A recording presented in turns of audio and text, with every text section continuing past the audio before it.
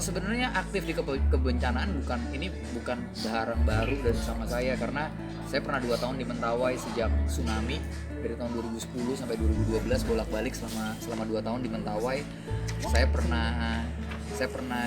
Saya berkali-kali jadi relawan di kebencanaan. Jadi sebenarnya reaksi terhadap apa yang terjadi di Jakarta itu reaksi yang alamiah aja sih sebenarnya, karena waktu 2017 banjir saya nggak berkontribusi apa-apa, dan itu pun saya nyeselnya cukup panjang gitu.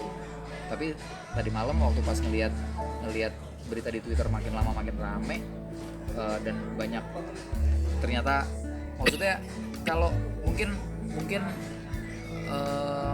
melihat orang di Bekasi gitu minta tolong karena nggak punya akses terhadap makanan gitu, buat saya Bekasi loh, maksudnya saya jalan gitu ke pasar Minggu setengah jam, masak 2 jam, jam 8 kayaknya udah sampai nih ke Bekasi. Dan benar tadi jam 8 kita nyampe ke Bekasi, teman-teman distribusiin makanannya sampai pakai pedal. Ya sesimpel itu sih sebenarnya, maksudnya nggak ada yang spesial sih buat saya, karena ya udah, kita hidup nggak sendirian, dan ya aktivitas kayak gini juga bukan barang baru juga sih buat saya sebenarnya. Belum sih, karena tadi pagi ya responsif aja, maksudnya saya pun tadi tiba-tiba pas saya bilang saya buka posko, teman-teman pada iya saya mau nyumbang, saya belum siapin rekeningnya, saya belum siapin mekanik auditnya segala macam. Nggak kayak waktu pas di Mentawai kan kita lumayan panjang 2 tahun, jadi kita punya mekanisme audit dan segala macam siap gitu. Ini tuh kayak nggak siap. Jadi ini teman-teman tadi beberapa jaringan relawan juga udah ngumpul di posko saya. Kita udah mulai koordinasi, mudah-mudahan nanti malam udah bisa nerima bantuan yang lebih substansif sih. Kalau sekarang kita tadi udah ngedata ada 150 titik di Jakarta, udah kita pin semua di Google Maps kita. Kita lagi assessment aja sih sekarang. Enggak lah, maksudnya promosi film soal kemanusiaan, maksudnya saya punya tim di promosi film, ya mereka bisa jalan. Ini kan apa ya?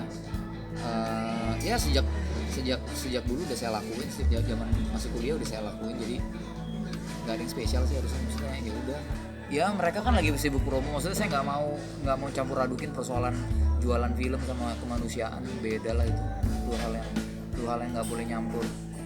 Tim promonya ada sendiri, Visinema perusahaan yang cukup mapan untuk bisa melakukan apa yang harusnya dilakukan. Sementara soal kebencanaan ini kan saya punya pengalamannya, saya punya jaringannya.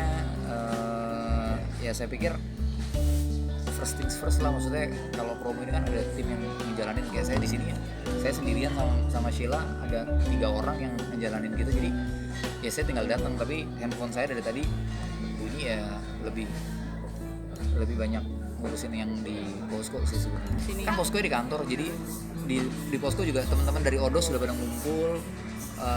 Ya kita juga berjejaring kan, maksudnya saya nggak ngerjain sendirian kan, maksudnya saya menyediakan tempat, saya menyediakan jaringan.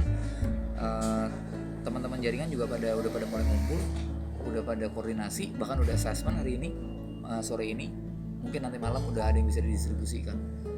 Kita udah ngumpulin 150 titik di seluruh Jakarta, tapi pasti kita akan verifikasi dulu mana yang udah tercover, mana yang belum tercover. Kayak tadi baru dapat kabar di Keramat Jati ada 1 RT belum sama sekali, sampai jam siang tadi belum terevakuasi. Itu juga jadi prioritas kita gitu loh. Sebenarnya apa yang menjadi garisnya Visinema dalam konten pun, kita percaya sama yang namanya resiliensi gitu. Indonesia tuh salah satu kekuatannya, kita tuh masyarakat yang very resilient. Jadi kita lihat Mentawai, kita lihat Jogja, kita lihat Palu, kita lihat di banyak tempat ketika kejadian kayak gini, sebenarnya yang bisa menyelamatkan kita adalah saudara kita sendiri gitu, maksudnya masyarakatnya. Pemerintah akan selalu datang terlambat karena mereka akan selalu sibuk dengan politiknya dulu. siapa yang salah, karena bentar lagi udah mau pilkada lagi, nanti mau pilpres lagi, 2024 bakalan nggak ada petahana. Jadi semua kepala daerah sekarang berusaha cari muka untuk bisa punya peluang di 2024. Jadi sebenarnya kita nggak boleh nunggu pemerintah, malah kalau kita mau bantu aja. Gitu. Nih kita mau ngomongin penonton atau mau ngomongin? Ya sambil. Ya nggak tahu, kalau saya rasa sih kalau penonton kayak gini saya nggak bisa bilang ini bonus juga. Saya harus apresiasi kerja keras tim saya di kantor yang siang malam berbulan-bulan berusaha memperkenalkan film ini ke masyarakat banyak. Saya nggak bisa bilang bahwa ini sebuah bonus atau ini sebuah kebetulan. Ini kerja keras banyak orang, termasuk Shilat yang berhari-hari tur di kota-kota di Jawa, bangun pagi, pulang malam, tidur di bis segala macam. Dan buat saya ini sih kerja keras sih, bukan sebuah kebetulan. Kita tadi sepakat sama teman-teman di kantor di Posko kalau kita akan fokus di logistik. Jadi kita mau clustering, biasalah pasti harus clustering kan, kita nggak mungkin terima semuanya gitu. Tadinya kita pengen rescue juga tapi rescue kayaknya waktunya nggak cukup. Jadi kita clustering kita akan fokusnya di logistik. Kita udah petain beberapa kebutuhan, nggak cuma makan ternyata, tapi juga ada popok bayi, ada obat-obatan, ada balut buat perempuan. Ya itu gitu. Kita udah petain dan kita lagi kerja sih.